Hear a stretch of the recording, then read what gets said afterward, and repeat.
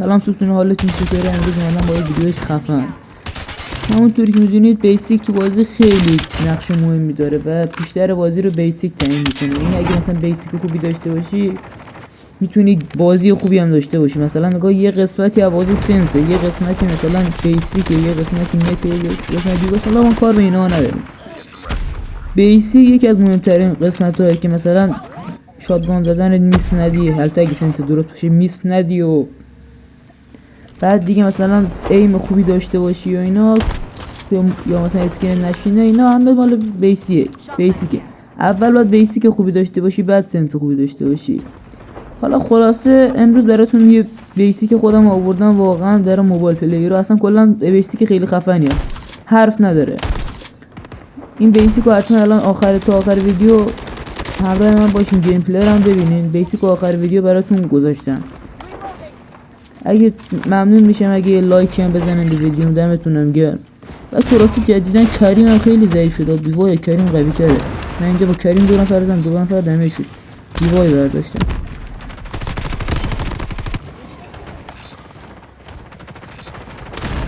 سوسون این بیسیکی که دارم میگم شامل خیلی چیزا میشه. مثلا شامل ایم میشه، مثلا اسنایپ زدن، شاتگان زدن، شامل خیلی چیزا که خودتون میدونید بیشتر. ولی مثلا بیسیک دیگه اوکی باشه، مثلا بعضی وقتا سنس درسته، سنس تو اوکی کردی، همه کاراتو کردی، حادت اوکیه، ولی نمیتونی خوب پلی بدی. چرا؟ مثلا بیسیکت بده، یا مثلا اسکینت میشنه، یا میس یاد میدی، یا ایمت قفل نمیشه ببینی. این مشکل از بیسیکته. بعد بیسیک هم یه گزینه‌هایی داره دیگه، اونها رو اوکی کنی مثلا همه چی اوکی میشه، ایمت و اینا خیلی چیزا اوکی میشه، اسکینت هم نمیشینه اینا، این چیزا. حالا من خودم بیسیکم آخر ویدیو براتون گذاشتم و خیلی چیزا هم براتون توضیح میدم که از رو بیسیک من بچینید. اون چیزایی هم که بهتون میگم بچینید، یا بیسیک هم همینطوری اسکرین شات بگیرید بچینید، خیلی خوبه. حالا من خودم مثلا با موبایل پلی میرم، هر مچی که میرم تو گیم کیل بالا میام بیرون. سنس هم هست، نمیگم سنس نیست، ولی مثلا سنس هست، نت و این چیزا هست، ولی خب بیسیک خیلی چیزا مهم، بیسیک خیلی چیز مهمیه. من بیسیک دیگه درست باشه دیگه دارم میگم دیگه، ایمت خوب میشه دیگه، اسکینت نمیشینه، خیلی چیزای خوبی داره تو بیسیک که اینا رو اگه گزینه‌هاش همه رو درست کنی میتونی پلیر خیلی خوب بشی. بعد راستی اگه هم ویدیو میخوان که بگم چجوری سنستون رو درست کنین یا سنس مورد نظر خودتون رو درست کنین بذارم ویدیوشو، زیر همین ویدیو برام کامنت بذارین که منم براتون ویدیوشو درست کنم، ویدیوشو براتون بذارم. حالا قبلا ویدیو زیاد نمیذاشتم دیگه، بس نمیتونستم ویدیو بذارم و اینا، ولی از این بعد ویدیومو سعی میکنم خیلی بیشتر کنم که اگه هم میخواین دیگه، آره اگه سنستون رو میخواین خودتون بچینین یا ویدیوی سنس هم میخواین، همین زیر کامنت بذارین براتون بذارم. زیر همین کامنت بذارین ویدیو سنس یا براتون ویدیوشو درست کنم. گیم پلی خودم ببینین، سنس خودم اگه خواستین سنس خودم براتون بذارم.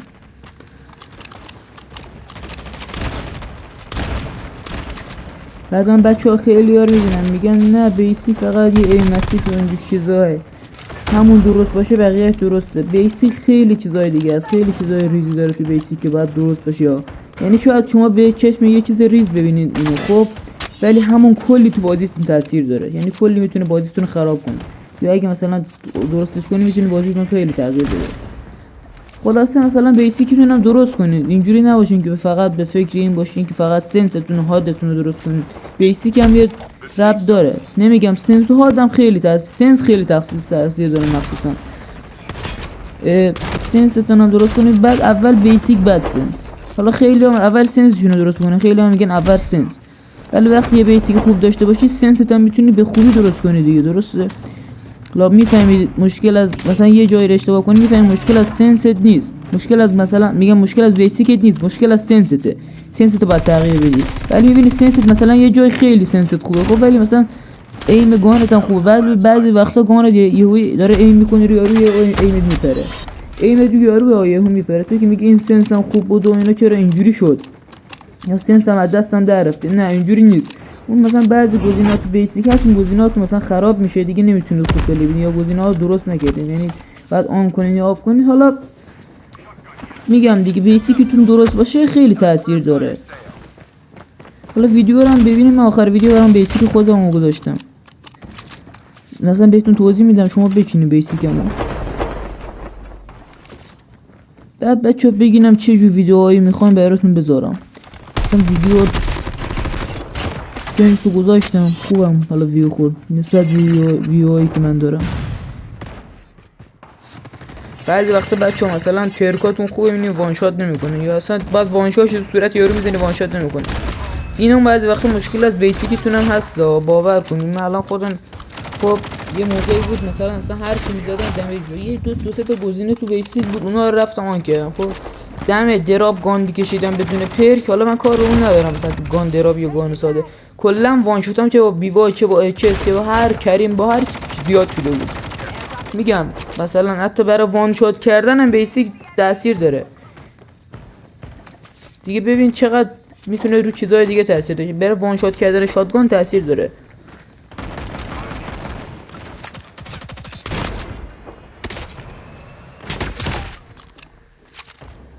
بچه این گیم پلی تقریبا هم سطح بالایی 53 تا 54 تا کیل گرفتم. گفتم همینطوری بذارم یه گیم پلی بذارم. خیلی وقت ویدیو نداشتم. این ویدیو رو هم گذاشتم چون چند نفر من دیده بودم. حالا رفیقام هرچی بیسیکاشون خراب بود نه فکر میکردم مثلا مشکل از چیزا دیگه مشکل از خیلی چیزا حادشون رو تغییر میدادن سنسشون رو عوض میکردن. بعد مثلا بیسیکشون اینجوری بود. خب مثلا چجوری بهت بگم ایمشون خراب میشد سریع میرفتن خب سنسشون رو بالا پایین میکردن. سنسشون یه بار چیده بودن خوب بود وقتی مثلا ایمشون مثلا خراب میشد سری میرفتن سنسشون رو دست بزنن. خب سنس رو یه بار درست کردی آره یه بار سنس درست سنس رو باید عوض کنی مثلا به سنس خوب بیاد دستت. ولی وقتی یه بار سنس خودت بیاد دستت دیگه نیازی نیست همش بری تغییرش بدی. یعنی رفیقم هر یه مچ که باش پلی میادم هر چند تا میسک میداد حالا میسم زیاد میداد ولی میرفت سری سنسش رو عوض میکرد. من کار حالا با اونم ندارم ولی مثلا یه دونه بیسیک خوب داشته باشی اصلا ایمت واقعا من اینو که دارم میگم واقعا به چشم دیدم خیلی تاثیر داره توی ایم و این چیزا واقعا داره ها. اصلا یه گزینه هسته اصلا ایمت رو یارو قلف میشه. به خودت هم ربط داره که ایمت درست باشه به سنست هم ربط داره ولی خب بیسیک هم واقعا خیلی تاثیر داره. یه گزینه هست ایمت رو یارو اصلا قلف میشه.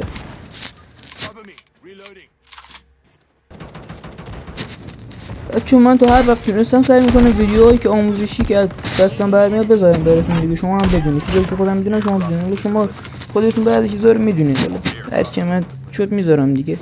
ولی شما اگه میتونید از من یه حمایتی بکنید دیگه چون ویدیو بذارم. حالا میتونم قبل ویدیو زیاد نمیذاشتم مثلا لانگ ویدیو خیلی کم میذاشتم. شورت ویدیو هم هر هفته یکی هم نمیذاشتم. مثلا یه هفته میدید دو سه تا میذاشتم یه هفته بعد میدید اصلا نمیذارم.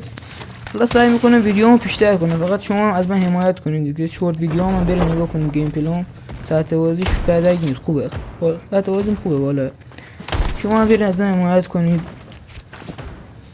از گیم شورت ویدیو و لانگ ویدیو من هر کدوم مثلا اگه هم خوشتون اومد حمایت کنید نمیگم حتما حمایت کنید.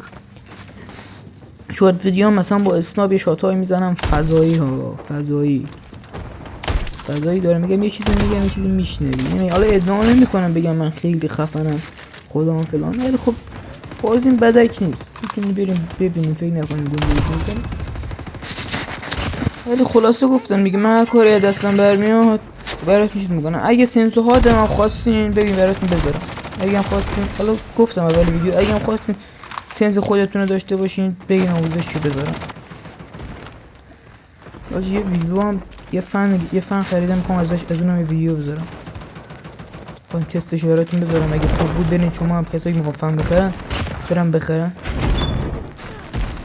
گوشی من میخوام یه تست بذارم بگم بعضی میخوام گوشیشون رو عوض کنم دیوایس هم یه تست بذارم. خلاصه ویدیو زیاد میذارم بزنین ببر. فقط از روی چیزی که مشکل داشتم رو تمام درست کردن که دیگه درست میکنم تا به یه جای برسم دیگه. تا بتونم تامیل ایفی بزنم یا میسم یکی برم تامیل بزنم. کسی رو پیدا نکرده به وجود ویدیو دارم و گیم پلی و اینا مثلا خیلی دارم ولی همین تامیل و اینا یکم برام مثلا داستان داره که مثلا یکی رو پیدا کنم درست کنم یا اصلا بخوام ادیت بزنم. یا بعضی وقتا مثلا وقت نمیدونم که الان مثلا من میرم مدرسه میام سعی میکنم شورت ویدیو ادیت شورت ویدیو الان ادیت میزنم میذارم حمایت شد خدا رو شکر، حمایت نشده دیگه. داشت زوری که نیست حمایت دیگه، نمیتونم بنویسم حمایت کنید فلان چیز کنم. حاجی حمایت که حمایت کرد دمش گرم داداش، پرچمش بالاه. هر کی حمایت نکرد فدا سرش دیگه، دوست نداشت حمایت کنه. که بعضی اصلا ویدیو هم میبینی به خدا دارم قسم میخورم، خب بعضی ویدیو هم میبینم ارزششو داره. خب از یه گیم پلی میبینی یارو اصلا یه تگ به 4 باتا رو میزنه. خب گیم پلی یارو مثلا 50 کا 60 کا 70 کا ویو داره، 20 کا 30 کا هم لایک داره. من یه گیم پلی مثلا میذارم باور کن ساعت بازیم شاید خیلی اصلا ببین شاتا میزنم، شاتا هم خدایا نه اصلا فقط با شاتگان نه با اسنایپ هم میزنم تو هوا، با اسنایپ یه ریپلان یه شاتا میزنم. ولی خب مثلا شاید حتی دارم میگم به 100 تا لایک هم نمیرسه. یعنی من اینجوری دارم میگم که نمیگم 1 کا لایک، حتی به 100 تا لایک هم نمیرسه. خب داداش ویوی هم نمیخوره، خیلی تای ویوی من باشه 2 کا 3 کا اون که داداش. البته خب دیگه بس دیگه به شانس داره که ما شانس نداریم و یه چیزا. سعی میکنم ویدیوامو انقدر بذارم تا بتونم به یه جای برسم و ویدیوام ویوی بخوره، که لااقل بفهمم ویدیو میذارم بفهمم چه ویدیویی برای چی کسی میخوام بذارم، یا اصلا بگم لااقل ویدیوی منو انقدر آدم نگاه میکنن که بخوام ویدیو بذارم، انقدر مثلا ویدیو میشینم پای ویدیو نگاه میکنم که بفهمم لااقل این چیزا رو. حالا خلاص میگم ویدیوامو سعی میکنم بیشتر کنم. اگه شما هم حمایت کنین که دیگه دمتون گرم. سعی میکنم حداقل هفته 2-3 تا لانگ ویدیو بذارم، شورت ویدیو هم میذارم، شورت ویدیو هم زیاد میذارم. من از اون روز ویدیو میذاشتم فقط شورت میذاشتم، یعنی لانگ و اینا اصلا خیلی کم میذاشتم. داش مثلا من با موبایلم پلی میدم، با موبایل پلی میدم، یارو مثلا با آیپد نمیتونه پلی بده، ولی خب بازم اندازه اون یارویی که آیپد داره با کست چر داره پلی میده نمیتونه خوب پلی بده. حالا ببخشید فوشم دادم، ولی با داره خیلی چرت و پرت پلی میده، بازم یارو میبینی مثلا خیلی حمایت شده. من با موبایل یه شاتی میزنم پرای انمی میریزه، حتی خود انمی ها بعضی وقتا مثلا بهم میگن یارم بهم میگن ساعت بازی خیلی خوبه اینا مثلا. ولی خب دارم میگم دیگه با موبایل یه پلی میده، یارو با آیپد پلی میده، یارو که با آیپد پلی میده نمیتونه خوب پلی بده از من بیشتر حمایت میشه. یعنی من خودم حالا یکی اسم نمیبرم، یکی از خب 70-80 کار سابسکرایب داره، دمش هم گرم، نمیگم زحمت کشیده براش، ولی خب یارو اصلا خیلی باحاجی. ولی من ناموسا یه گیم پلی میذارم با موبایل نمیگم حاجی حمایت کنین اونقدر حساب بگیرم دیگه، اون داداش هر چیزی داداش بعد به گذر زمان. ولی خب لاغر ناموسا همون یکایی که ویدیو میبینن لاغر 100 تاشون لایک کنن که 20 تاشون 30 تاشون که برام کامنت بذارن. حتی من دارم میگم اونقدر کامنت و لایک هم ندارم دیگه، کامنت و لایکام خیلی آج برسه 20 تا 30 تا تاش 40 تا. ویوم که الان جدیدن قبلا بهتر، ولی ویوم الان 2 کا 1 کا قبلا واسه 3 کا هم میرسید که تا 3 4 کا هم میرسید، ولی الان دیگه 1 کا 2 کا. حالا بیسیک هم براتون میذارم، الان میرم توی مپ تمرینی بهتون میگم اسمش رو دارم، تو مپ تمرینی هم بهتون میگم که چجوری مالش چی مال چیه و الان بهتون میرم متون میشم گیم پلی آخرش گیم پلی تمام شد براتون توضیح میدم. بیسیکو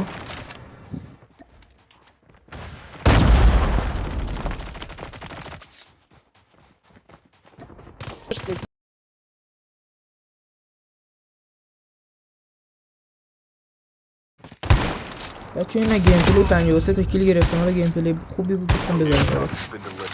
بچه ها رفتم تو مپ تمرینی، خب الان یه گان میگیرم، الان بهتون میگم اون میگفتم لیزر، الان بهتون نشون میدم. رفتم تو بیسیک درسته، کل بیسیک هم اول از بهتون نشون بدم، اسکرین شات اگه میخوام بگیرین. خب اینم حالا این کل بیسیک من همینه دیگه، چیز خاصی دیگه این نیست، اینم که دیگه چیز خاصی نیست. حالا بذار یه بار دیگه هم براتون پایین رفتم و بالا ببینیم. خب ببین اون ایم اسید که بچه‌ها اصلا ایم اسید حالا همه معمولا روشنه، ولی بازم نگاهی بکنید. خب این گزینه‌ای که میگم رو ایمتون خیلی تاثیر داره اینه، این گزینه ببین گمش کردم اینجا اینا این گزینه. خب این گزینه ADS نمیدونم چی چند بار خاموشش کردم، با چند تا بات میاریم بچا نگاه اینجا وقتی مثلا داری یکی رو اینجوری میزنی ایم مثلا یهو دست یه تکونه ریزی بخوره ایم اینجوری میپره. حالا اون گزینه رو خب میری آفش میکنی، حالا رفتیم آفش کردیم ببین چه تغییری داشت. اینا همین گزینه ADS باتون فور همچین چیزاییه. خب الان اینجا رو ببین اصلا ایمم پرش رو تایم هم صاف رو انمیه. حالا دوباره براتون تیرام یه زغمت کنم. الان بینایت کنم تیرام نگاه، الان اصلا هیچ پرشی ندارم، اصلا اینم نمیره این برابر قفل رو میگفتم ایمم رو انمی قفلش، دروغ نمیگفتم، خودتونم داره میبینید. حالا اون گزینه رو بچه با آفش کنید دیگه خودتون. این گزینه هم هست بچه. خب مثلا بعضی وقتا از یه جایی میخوام مثلا نفر یا دمیج یا چیزی دارین بک بدید یا مثلا انمی جلوتونه دستتون میخوره از یه جای میریم بالا، این گزینه هم بچه‌ها این گزینه خوب باید بکشی، یعنی اگه بخوای همینطوری ساده میپره دیگه دستش نمیگیره. اگه هم بخوای دستشو بگیره بعد جامپتو بکشه بالا که دیگه مثلا دستت بخوره دیگه ایرادی نداره، نمیخوری مثلا اون همینطوری میپره دستشو نمیتونی دستشو نمیگیری که نتونی کاری بکنی انمی بزنت مثل خیار جلو انمی باشی. خب اینجوری این گزینه رو حالا خودم معمولا آفش باید بکشی بالا اگه بخواد دستشو بگیره جایی مثل جامپ عادی باشه، بکشی همون پرش رو بکشی تا بالا. من خودم چون بچه‌ها اینجوری مثلا زیاد چیز نیست، اینجوری زیاد چیز نمی‌کنم دیگه نذاشتم، من رو همین ساده پلی میدم، رو آفش کردم. حالا شما اگه گزینه خوبیه من خودم توصیه میکنم بذارید. اینم بچه وان تپ ADS. خب این مثلا برای شاتگان خیلی تاثیر داره، برای شاتگان اینم روشنش کنین. اینم که استینک ADS اینم معمولا همه بیشتر روشن میکنن تو رجسترتون خیلی تاثیر داره. این دمیج دامبلر هم که روشن کنین مثلا نشون میده یارو با چقدر زدی دمیج شده. این مال بچه‌ها این مال مثلا موومنت و این چیزا، اونو آف کنین اونو تا 100 ببرینش. خب موومنت تو مثلا اسکینتون میشینه اینو آن کنید تا 100 هم ببرین. اینم بچه بقیه بیسیک منه. ها یه چیز دیگه رو بچه‌ها می‌خواستم بهتون بگم، مثلا نگاه من الان اینجا با اسنایپ فست اسکوپ میزنم و اینا، مثلا خیلی میخوام فست اسکوپ بزنن ایمشون مثلا گیر میکنه. حالا هدارم ببین همه هده. خب مثلا ایمشون گیر میکنه اینجوری چیزا، یا مثلا میگم گیر میکنه، مثلا میزنی رو ایم رو همین این گیر میکنه، میخوام فست اسکوپ بزنن نمیشه. اینا بخوام فست اسکوپ اگه میخوام بزنین فست اسکوپ پلی بدین این گزینه رو بزنین حتما رو دومی. حالا میرم روش ببینین این گزینه بزنین بچه‌ها. اینم گزینه بچه‌ها. خدافظ. شهرونده که تو ویدیو کم بود دمتون گرم. خدافظ.